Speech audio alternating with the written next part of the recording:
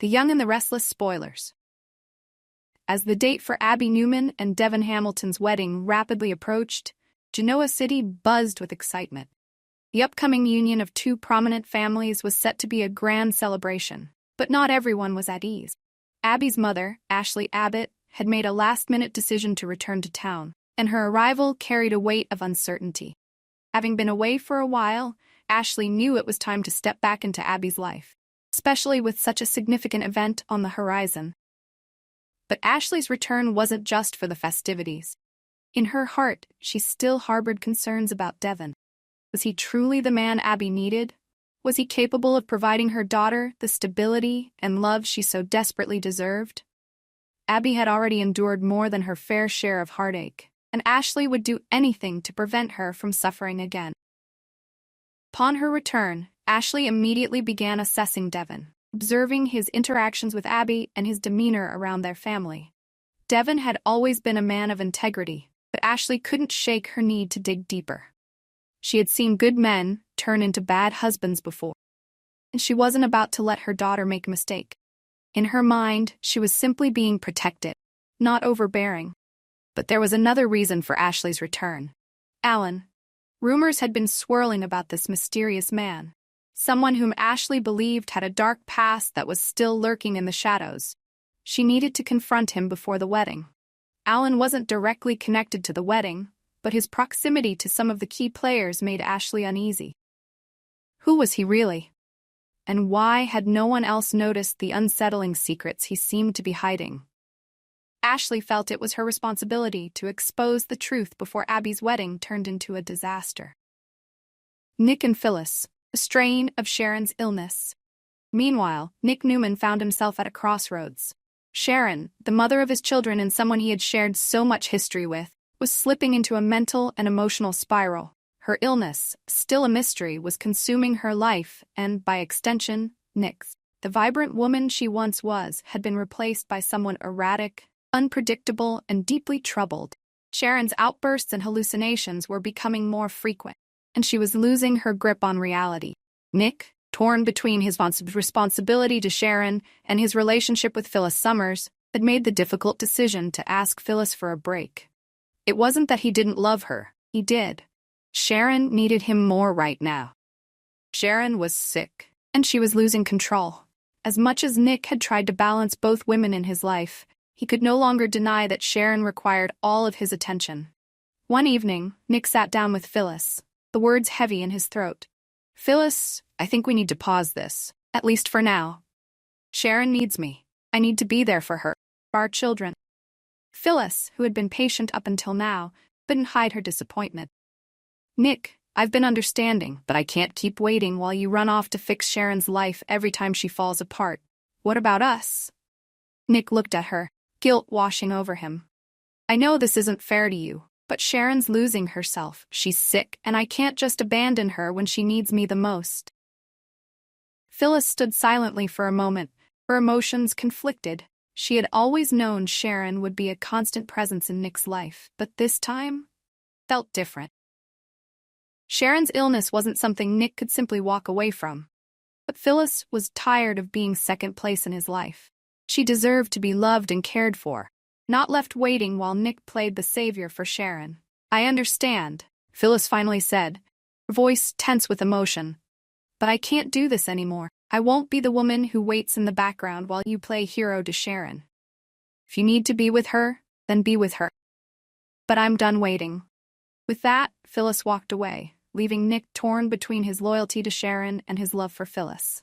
He watched her leave, unsure if this was truly the end or just another chapter in their tumultuous relationship. Phyllis's decision: wait or move on. After their conversation, Phyllis found herself grappling with a difficult choice. She had loved Nick for years, through all the ups and downs, but his constant attention to Sharon had left her feeling neglected and unloved. Was it time to move on? Or should she wait for Nick to sort out his life with Sharon, hoping that one day they could find their way back to each other? Phyllis wasn't the type to sit idly by. Something about Nick kept her tethered. She knew that his heart was in the right place. He was doing what any decent man would do in his situation. But at what cost? Phyllis had her own needs, her own desires, and she wasn't sure if she could keep sacrificing them for a man who seemed unable to fully commit to her. In the days following their breakup, Phyllis began to wonder if maybe it was time to start fresh. There were plenty of men in Genoa City who would appreciate her strength, her intelligence, and her beauty. She didn't need to wait around for Nick to figure out his life, did she? Still, the question lingered in her mind. What if Nick came back? Could she forgive him for putting Sharon first once again? And if she couldn't, was it finally time to move on for good? The wedding approaches, Ashley and Alan's confrontation. As the wedding day neared, Ashley intensified her investigation into Alan's background. She had heard whispers about his involvement in shady business dealings, and she wasn't about to let him continue to lurk in Abby's orbit. Who was Alan, really? And why had no one else picked up on the danger he posed? Ashley finally confronted him at a pre-wedding event, pulling him aside when no one was looking. "I know you're hiding something," she said, voice cold and accusing. "You've been too close to this family, and I intend to find out why." Alan, taken aback by Ashley's directness, tried to brush off her suspicions. "I don't know what you're talking about, Ashley. I'm just a friend." Ashley narrowed her eyes. "You're no friend. I've seen your type before. You think you can manipulate your way into people's lives, but I'm not falling for it. I'm going to expose you for who you really are." With that, Ashley walked away, leaving Alan visibly rattled. She knew she had struck a nerve, and she wasn't going to stop until she uncovered the truth. If Alan posed any threat to Abby's happiness, she would make sure he was out of the picture, or the wedding day. As the drama unfolded, Genoa City prepared for what was supposed to be a joyful occasion, the wedding of Abby and Devon.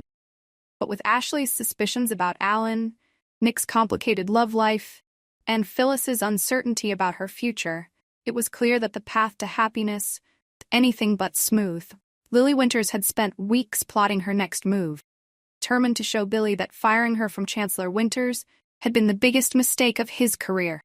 She believed that if she could prove her worth elsewhere, perhaps even in a new role within Newman Enterprises, she could regain control of her destiny.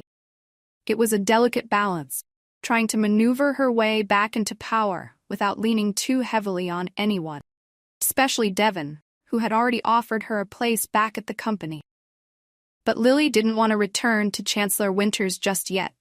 She wanted to stand on her own 2 feet, to build something without relying on the safety nets of family or old alliances. She was strong, capable, and determined to prove that she wasn't just a puppet in the business world. She was a leader. As she sat in her office, reviewing potential deals and drafting her plan to win back influence, she had no idea that Victor and Michael were already setting the stage for her downfall. She had mistaken Victor's silence for acquiescence, assuming that he saw her as an equal in the corporate world. After all, she had stood firm in negotiations before, and she believed that her reputation as a fierce and independent woman was enough to keep her afloat. But Lily was wrong. Victor was no fool, and neither was Michael. They saw her ambition, her drive, but more importantly, they saw her vulnerability. Lily was so focused on proving herself that she didn't realize how easily her plans could be unraveled.